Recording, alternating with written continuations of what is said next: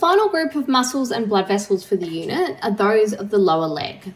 So for the muscles, this includes those that are located in the lower leg, as well as those that are located in the upper leg, but produce movement at the lower leg, such as the quads and the hamstrings. And when we're looking at these muscles, we have a few new terms that we use to describe movement at the knee, the ankle, and the toe joints. So looking at flexion, flexion is a movement that decreases the angle of a joint. At the knee, this looks like bending your knee so that your lower leg moves closer to the posterior surface of your thigh. We can also have flexion of your toes, which is when you scrunch your toes up. Extension is a movement that increases the angle of a joint, so it looks like straightening your knee or fanning your toes out. The term dorsiflexion is used to describe flexion of the ankle. So this is when the ankle bends so that your toes come back toward your face and point upwards, like you might do when you stretch your calf. Plantar flexion is then the opposite. So it's the term we use to describe extension of the ankle and is when your toes or your foot points downwards. So if you stand up on your toes, you're plantar flexing your ankle. Eversion is when you rotate your ankle so that the sole or the bottom of your foot faces laterally. And then inversion is the rotation of the ankle so that the sole or the bottom of your foot faces medially. So typically when you invert your foot, that's when you're rolling your ankle. Now, the muscles that make up the lower leg or produce movement of the lower leg can be generally classified into one of 5 groups. Your quads and hamstrings, which make up the anterior and posterior portion of your thigh, and then the anterior, posterior, and lateral compartments of the lower leg. So starting with the anterior of your thigh and your quadricep muscles, and we have 4 quadricep muscles, hence quad, which means 4. And these are rectus femoris, vastus medialis, vastus lateralis, and vastus intermedius. So our rectus femoris muscle is this straight muscle down here. Remembering rectus means straight, and this muscle is running straight down your femur. The rectus femoris muscle originates on your anterior inferior iliac spine up on your pelvis, and then inserts into your patella and then your tibial tuberosity via your quadriceps tendon and your patella ligament respectively. Now, because this muscle crosses your hip and your knee joint, it can produce flexion of the hip, so bringing the thigh up closer to your trunk, as well as extension of your knee, so straightening out your knee. On the lateral side, we have vastus lateralis, with vastus referring to vast or large. This muscle originates from the greater trochanter on the lateral side of the femur, as well as the linea aspera, which is on the posterior side of your femur. And then like the rectus femoris muscle, and in fact all of your quadricep muscles, it inserts into your patella and your tibial tuberosity. Because this muscle only crosses the knee joint, it can only produce extension of the knee when it contracts. On the medial side, we then have vastus medialis. So this muscle originates from the linea aspera on the back of the femur, and then it has the same insertion point as the rest of the quadricep muscles. Again, only crossing one joint. Vastus medialis only produces knee extension. Lastly, we have vastus intermedius, which sits directly underneath our rectus femoris. You can see a little bit of a cutaway here. You can see under that rectus femoris muscle. It originates on the anterior and lateral surfaces of the femur, and then has the same insertion points as all of our other quad muscles. And once more, because it only crosses our knee joint, it can only produce knee extension.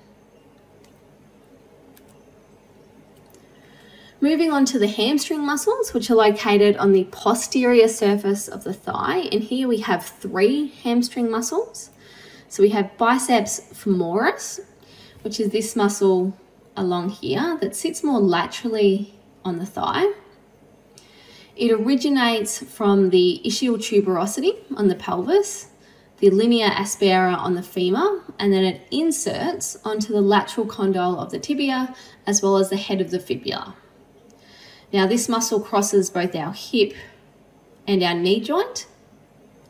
So when it contracts, it can produce extension of our hip and flexion of our knee. Semitendinosus is then this long, thin muscle here, which kind of sits on top of our other hamstring muscle, which you can see here and here. And so how I remember semitendinosus is it sits on top. So T for top, C for tendinosus. It's this muscle that sits on top here. It originates from your ischial tuberosity on your pelvis, inserts into the proximal and medial surfaces down on your tibia. This muscle will also produce hip extension and knee flexion when it contracts because it crosses both of those joints. Our final hamstring muscle is semimembranosus, which sits underneath semitendinosus. So it's quite a broad muscle kind of along here, but we can only see a section here and here. It also originates from the ischial tuberosity. It then inserts onto our medial condyle of the tibia. And as with all of our hamstring muscles, it produces hip extension and knee flexion when it contracts.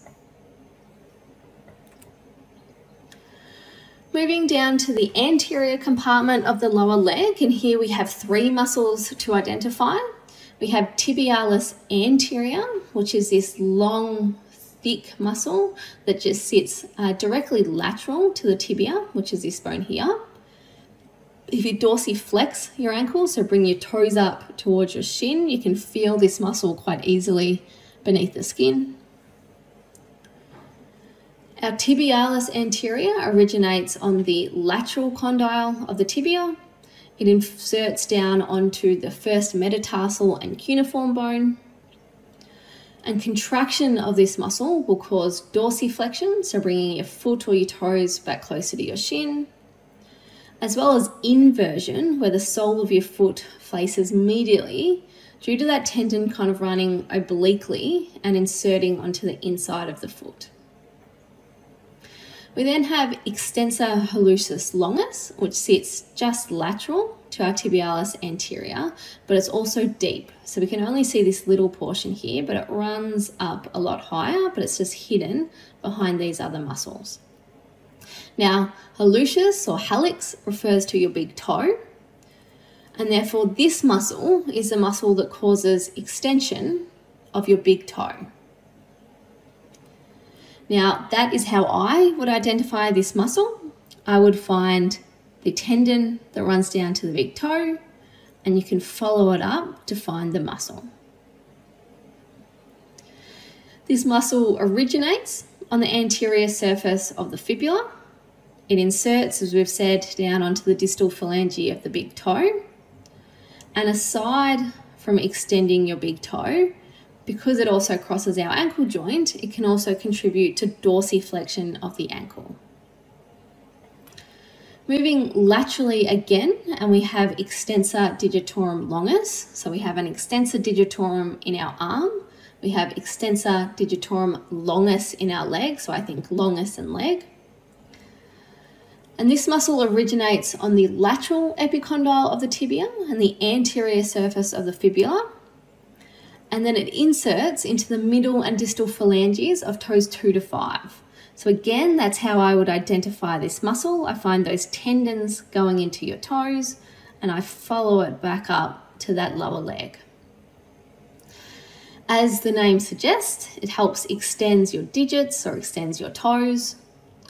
And because it crosses this ankle joint, it produces dorsiflexion. On the lateral surface of the lower leg is fibularis longus, which you may also see referred to as peroneus longus. This muscle originates from the head and the body of the fibula. It then runs underneath, or the tendon runs underneath the lateral malleolus, and it inserts underneath the foot onto the first metatarsal and cuneiform bones. When fibularis longus muscle contracts, it will produce plantar flexion of the ankle, so toes pointing downward, and then also eversion of the foot, so the sole of the foot faces laterally. And this is our fibularis muscle, fibularis longus muscle along here. On the posterior compartment of the lower leg, there are 6 muscles to identify, and these are the last of our muscles. We have gastrocnemius, which is like your main calf muscle, so it's this part here and here. It originates on the lateral and medial condyles of the femur and inserts into our calcaneus, or our heel bone, via our Achilles tendon. Because it crosses our knee and our ankle joint, it can produce flexion of the knee as well as plantar flexion of the foot or the ankle. Soleus then sits underneath gastrocnemius and is quite a broad, flat muscle, so it kind of takes up all this space along here if we were to remove our gastrocnemius muscle. It originates on the head of the fibula and the medial border of the tibia, and then inserts into our calcaneus, again via our Achilles tendon. But because it doesn't cross that knee joint, only our ankle joint, our soleus muscle will only produce plantar flexion when it contracts.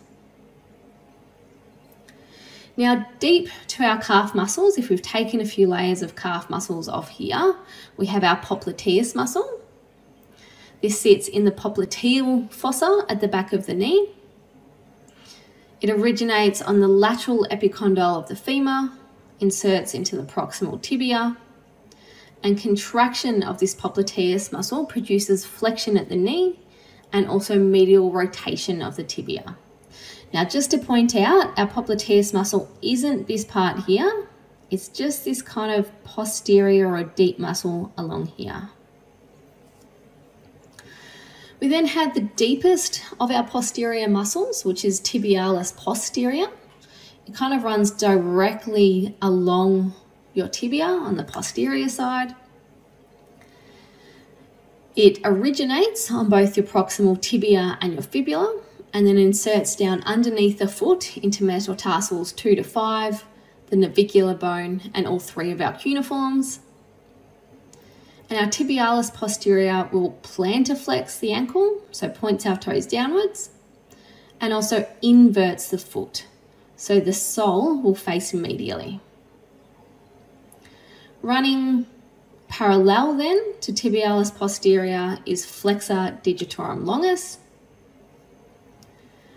This originates on the middle posterior surface of the tibia and inserts into the distal phalanges of toes 2 to 5.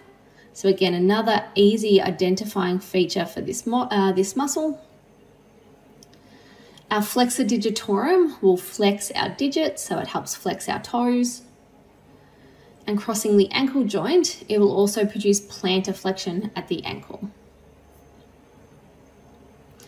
Lastly, our flexor hallucis longus, which sits next to our flexor digitorum longus, but it runs on more of an angle, whereas our tibialis posterior and flexor digitorum longus are more vertical.